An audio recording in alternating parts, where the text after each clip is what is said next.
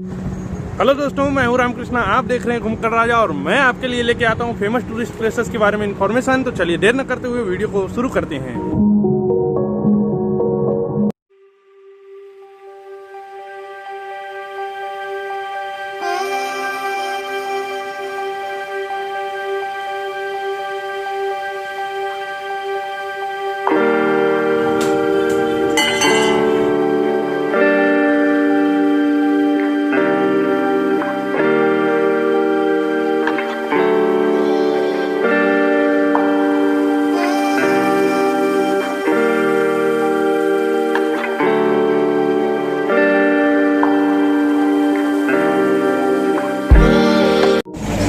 दोस्तों, आज मैं जा रहा हूँ गया भगवान बुद्ध की नगरी।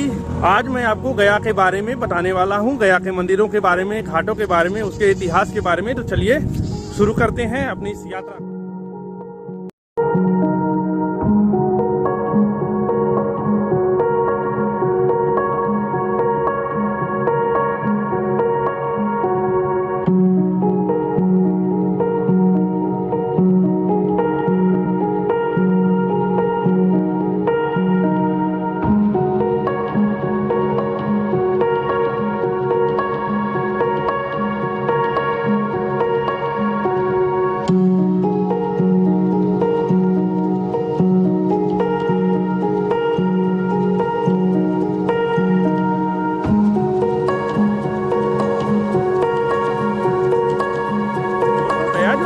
हमारे देश की एक प्रसिद्ध धार्मिक नगरी है। गया फल्गु नदी के तट पर बसा हुआ शहर है और ये बिहार की राजधानी पटना से लगभग 90 किलोमीटर की दूरी पे स्थित है। गया जो है यातायात के तीनों प्रमुख साधन यानी रेल, वायु और सड़क तीनों मुख्य मार्ग से जुड़े हुए हैं।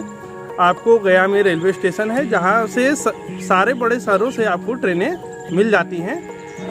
दोस्तों, मैं हूँ अभी गया के बगला स्थान मंदिर में। ये जो बगला स्थान मंदिर है, यहाँ माँ बगलामुखी की एक प्रतिमा है और चूंकि आज नवमी है, दशहरा के एक दिन पहले, तो यहाँ काफ़ी भीड़ भी है। और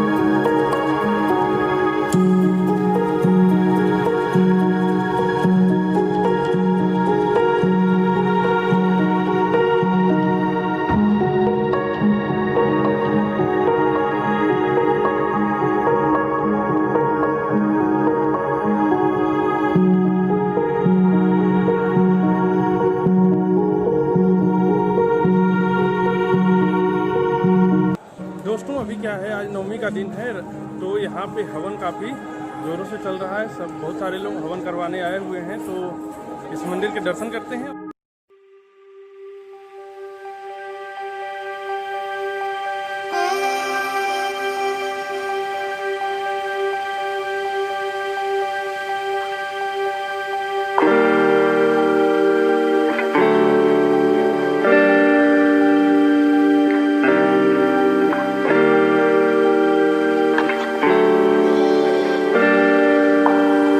दोस्तों, ये जो मंदिर है माँ बगलामुखी का, कहा जाता है कि अगर कोई व्यक्ति आपका दुश्मन हो और वो आप पे घात लगाए बैठा हो तो यहाँ पूजा करने से, माता की अर्चना करने से वो सारे कष्ट दूर कर देते हैं। वो आपको, ये दुश्मनों को आपसे दूर कर देती हैं। तो चलिए इसके बाद चलते हैं अगले मंदिर की ओर।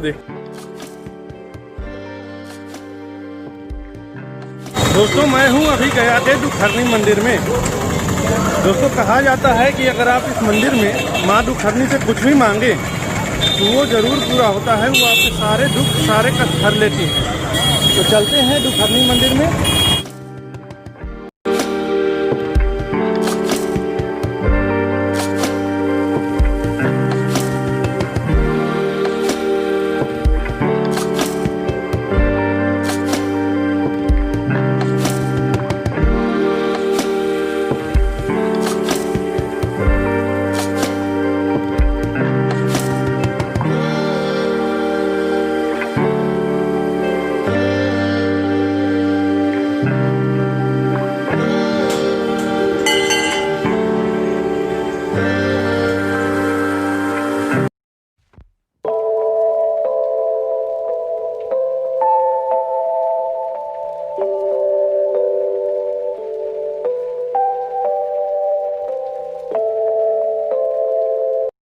दोस्तों अभी मैं हूँ विष्णुपद मंदिर के घाट पे।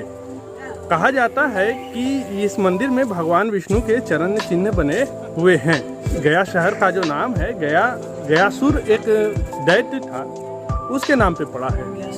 भगवान विष्णु ने जब गयासुर का वध किया था तो गयासुर की छाती पे उन्होंने पैर रख के उसको मार दिया था और गयासुर का जो शरीर है वो शिलाओं में परिवर्तित हो गया और आज उन्हीं शिलाओं को गया शहर कहते हैं।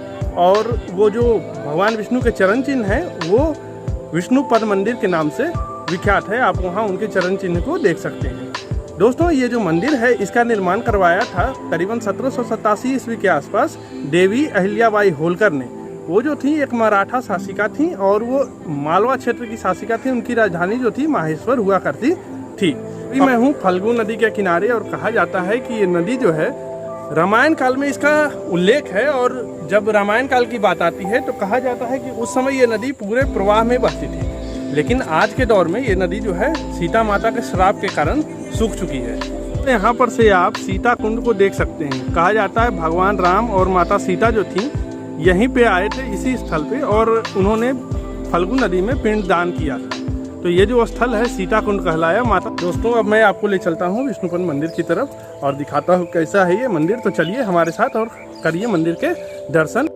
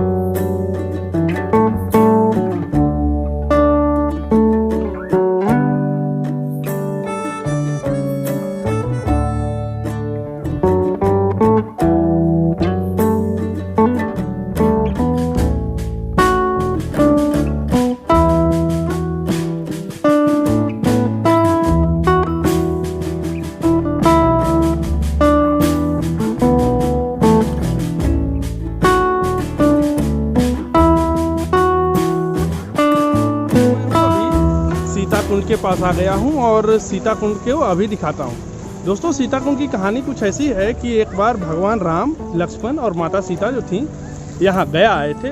गया का जो उल्लेख है दोस्तों रामायण में भी मिलता है। तो जब वो लोग यहाँ गया आए तो हुआ ये कि भगवान राम जो है दशरथ जी को पिंड देना चाह रहे थे। तो किसी कारणवश वो पिंड बनाने के लिए चले गए। उनको जो दशरथ जी को पिंड देना था उसके लिए वो पिंड बनाने के लिए वहाँ से कुछ दूर के लिए चले गए और माता सीता अकेली थी। और तभी क्या हुआ कि दशरथ जी प्रकट हुए और उन्होंने माता सीता से पिंड मांगना शुरू कर दिया। तो माता सीता ने क्या किया, जब उनके पास कुछ सूझा नहीं तो उन्होंने एक बालू का पिंड बना के दशरथ जी को अर्पित कर दिया। अब हुआ ये कि कुछ देर बाद भगवान राम वापस लौट के आए और पिंड देने लगे। तो माता सीता ने कहा कि मैंने तो पिंड दे दिया है, अब आप क्यों दे रहे हैं। अब इससे ये समस्या उत्पन्न हो गई। भगवान राम ने पूछ दिया कि भाई बताइए क्या सबूत है इसका, कोई साक्ष्य हो तो आप बताएं। तो माता सीता ने कहा कि आप जो है फल्गु से पूछ लें। फल्गु जो नदी थी, तो फल्गु नदी ने जो है जवाब दिया कि मैंने नहीं देखा। तो माता सीता ने फल्गु नदी को श्राप दे दिया कि आप जो है कलयुग में सूख जाएंगी। और तब से फल्गु नदी जो है सो अंतः सलीला कहलाने लगी। अंतः सलीला का अर्थ होता है दोस्तों कि अंदर बहना, सतह के अंदर बहना। उसके बाद क्या हुआ कि उन्होंने गाय से पूछा तो गाय ने भी मना कर दिया कि हमने नहीं देखा। तो माता सीता ने गाय को श्राप दिया कि आप कलयुग में जूठन खाएंगे। फिर उन्होंने ब्राह्मण से पूछा तो ब्राह्मण ने भी मना कर दिया। तो माता सीता ने उनको दरिद्र होने का श्राप दिया कि वो दरिद्र हो जाएंगे। तो इस प्रकार की चीज़ें हैं। तो यहाँ पे दोस्तों बालू का पिंड दिया जाता है। आप मेरे पीछे देख सकते हैं सीता कुंड है और ठीक दूसरी तट पे दूसरी तरफ जो है फल्गु नदी की आप वो जो देख रहे हैं दोस्तों, वो जो है सो विष्णुपद मंदिर का प्रांगण है, वो जो घाट है विष्णुपद मंदिर का है। तो चलिए दोस्तों आपको दिखाता हूँ माता सीता जो कुंड है यहाँ पे वो दिखाता हूँ।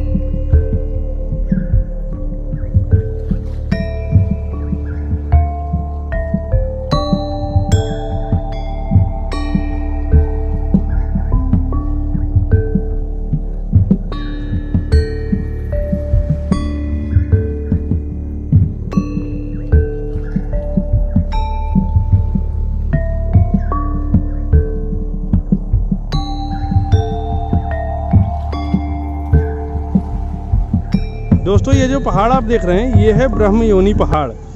कहा जाता है जो व्यक्ति इस पहाड़ को पार कर लेता है, इस पहाड़ पे चढ़ जाता है, उसे स्वर्ग की प्राप्ति होती है। ये पहाड़ जो दोस्तों है ना, ये भारत के सबसे पुराने पहाड़ों में एक है और इसकी जो आयु है हिमालय से भी अधिक है और काफ़ी पुराना पहाड़ है। और इस पे जो है भगवान शिव का एक मंदिर है, इस पे चढ़ना थोड़ा सा मुश्किल है, जो सीढ़ियाँ हैं बहुत खड़ी चढ़ाई है और आप देख सकते हैं। और शाम होते होते वहाँ जाते जाते देर हो जाएगी और बंद हो जाएगा। और यहाँ देखिए दूसरी तरफ एक और पहाड़ आपको दिख रहा है दोस्तों। गया जो है पहाड़ों के आसपास ही बसा हुआ है, तो आप और पहाड़ देख सकते हैं। दोस्तों अगर मुझसे कुछ छूट गया हो या कुछ और भी जानना चाहते हो तो आप कमेंट बॉक्स में वो बातें लिख सकते हैं और मैं आपको ज़रूर बताऊँगा। अगर आपको ये वीडियो अच्छा लगा हो तो लाइक करें, सब्सक्राइब करें, शेयर और कमेंट भी करें।